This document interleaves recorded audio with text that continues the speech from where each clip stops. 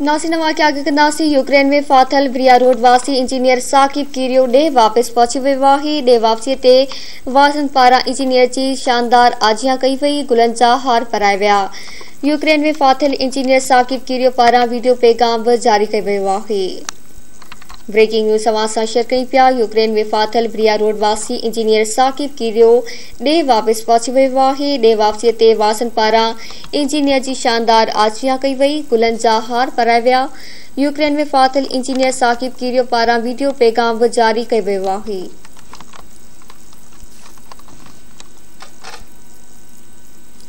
Ukraine में फाथल Bria road वासी इंजीनियर साकिब कीरियो डे वापस पहुंची वियो। डे वापसी ते वासन पारा इंजीनियर जी शानदार आजियां कई वही गुलंजा हार पराए विया।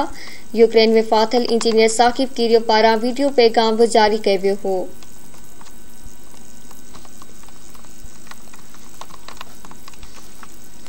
ब्रेकिंग न्यूज़ समाचार शेयर कई पिया। यूक्रेन में फाथल ब्रिया रोड वासी इंजीनियर साकिब कीरियो डे वापसी पहुंची वियो आहे। डे वापसी ते वासन पारा इंजीनियर जी शानदार आजियां कई वही गुलंजा हार पराए विया। यूक्रेन में फाथल इंजीनियर साकिब कीरियो पारा वीडियो पैगाम जारी कयो वियो हो।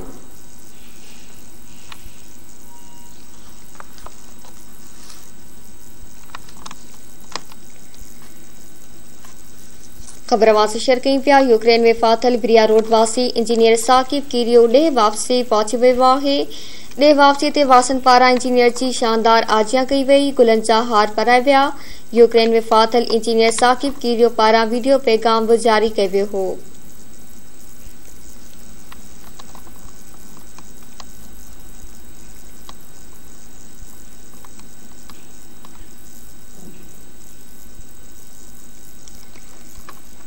ब्रेकिंग न्यूज़ समाचार शेयर कई पिया। यूक्रेन में फाथल ब्रिया रोड वासी इंजीनियर साकिब कीरियो डे वापस पहुंची वियो आहे।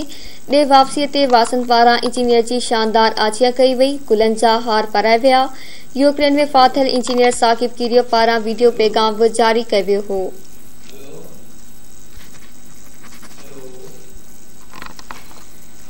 अवा के आगे कई पिया। यूक्रेन में फाथल ब्रिया रोड वासी इंजीनियर साकिब कीरियो डे वापस पहुंची वियो आहे। डे वापसी ते वासन पारा इंजीनियर जी शानदार आजियां कई वही गुलंजा हार पराए विया। यूक्रेन में फाथल इंजीनियर साकिब कीरियो पारा वीडियो पैगाम जारी कयो वियो हो।